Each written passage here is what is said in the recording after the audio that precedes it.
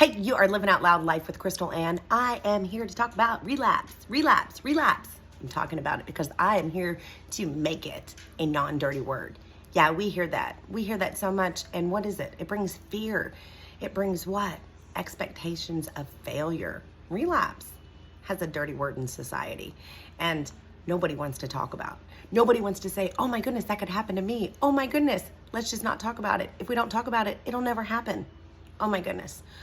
Physical relapse is the very last stage of a person who decides to use a substance of any kind for emotional regulation.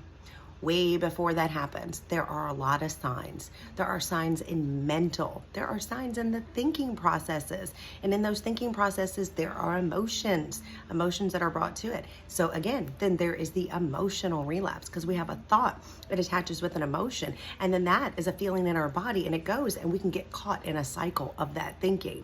So what happens? What we believe, we think, what we think we are feeling, and what do we do next? That is how we behave.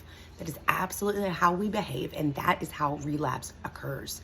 You know, every time somebody decides to put the substance down, the first thing that everybody does is applaud them. Absolutely. Then you get a number of days behind you, and what does society do next? Applaud, which is great. We have to celebrate every milestone. But what happens when you have a slip, trip, and a fall? We say, done, over, you lost it all. You didn't lose anything. You didn't lose anything. You lost that moment in time. You absolutely lost that moment in time, and you get to keep all those days behind you. You're going to need those days behind you because that is what is going to give you the oomph, the drive, the passion to go forward into remembering, oh my gosh, I really liked an AF lifestyle. I really liked life without substance. I can do that again. That is a motivator, a driving force, and there should never be any shame knocked down on it. Absolutely not.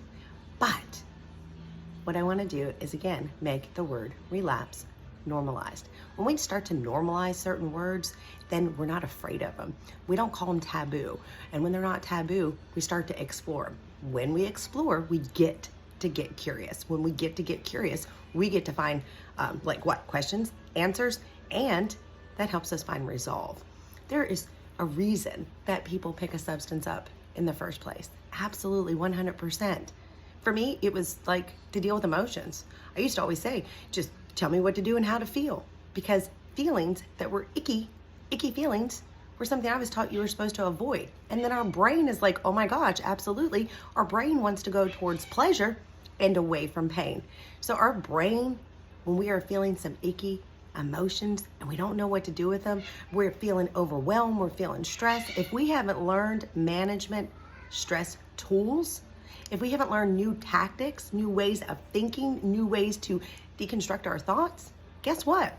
That feeling, that emotion, that thought that started in the very first place before ever even knowing to pick up a substance, it's still there. It was always there. And what we did was we put a substance in its place. So we practice putting behavior down. That's really good. Again, that goes back to those days counting. But then on the other side of it is sometimes when those feelings come up, if we haven't learned those new tools and tactics, what do? We go down, down, down. And then guess what comes next? Shame, guilt. Oh my gosh, I gotta run. You're gonna hide because it's hard enough the first time to say, oh my goodness, I need help. Can you help me figure this one out? And especially if you're like, I need to figure this one out, I got help, and I'm leaning on God for the answer. That's like a double whammy. That is a double whammy for a believer to say, oh my goodness, I need some more help. I didn't know what to do. That's not being weak. That is not weak. That's just ignorant of the tool. God says that people perish for the lack of knowledge. It's just needing more knowledge to be gained on how to work our God-given brain. People ask me all the time, so how many days do you have? And I say, it's day one. I say day one because I know the importance of one day. Every day that we live, what is our prayer? Prayer is, give us this day our daily bread. We look to one day at a time because that's all we can do. We can only live one moment at a time. And those moments build the days, and the days build time forward. That's how it works. So it's really important too to stay in that mental mindset of this is what I have in this moment right now. Anything backwards in the past, that's back. Like you can't go back. This is shadow. You can't undo it. It's already done. Anything too forward is future tripping. Wow. Now how do we get that brain to stop all that mental chatter in between? That's like, oh my gosh, that's so super scary. Like, how do you tell your brain to shut up? Ooh, if you tell your brain to shut up, is that resistance? If you tell your brain to shut up, did you just reject your own self? I think that's probably the greatest freedom that I have found, is being able to listen to all parts of me, to being able to listen to my body. Tell me what's going on, to be able to listen to my emotions, to not suppress them, to want to go through them, to be like, oh my gosh, thanks for showing up. I'm so glad that you're here. You're an amazing guidepost. Tell me what's going on inside of me.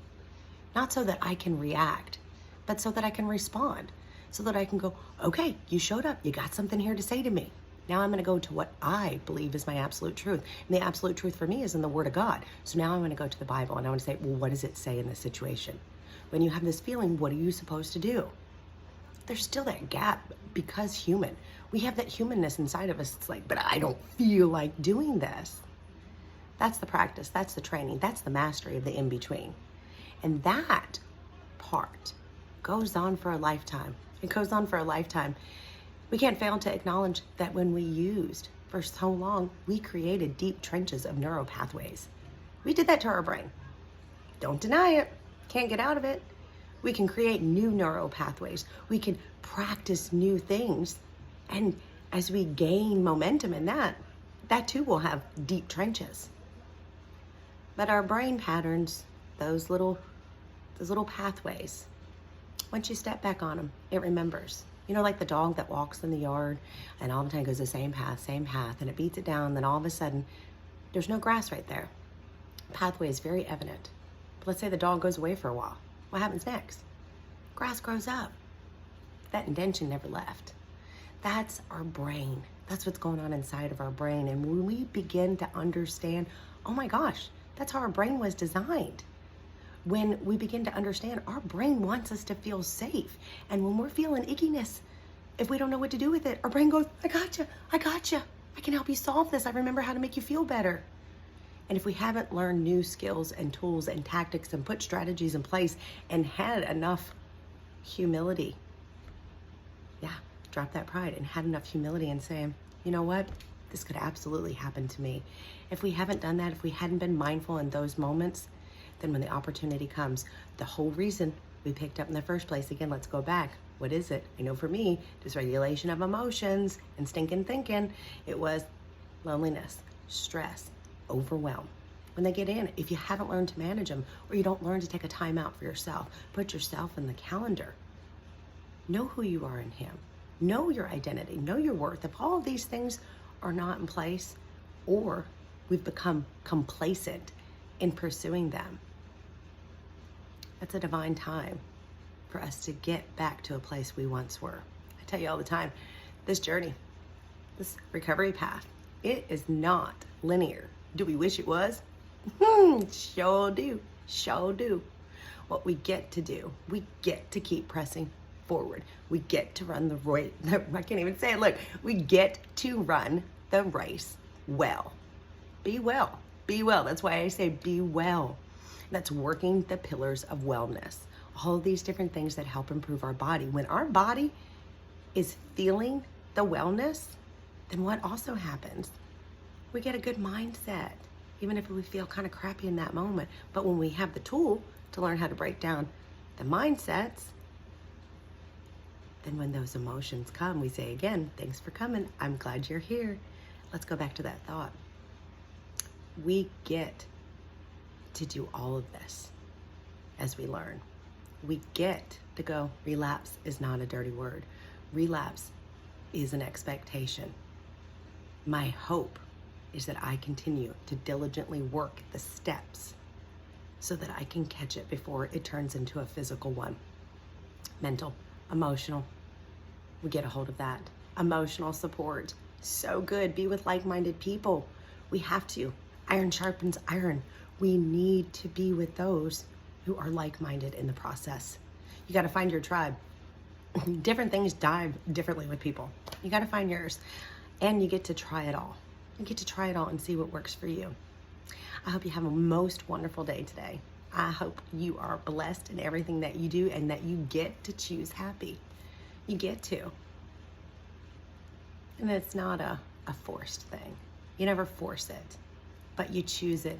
And what you choose, you will focus on. And what you're focusing on is your aim. And that'll be your direction forward. Whatever you do, have a happy, happy day.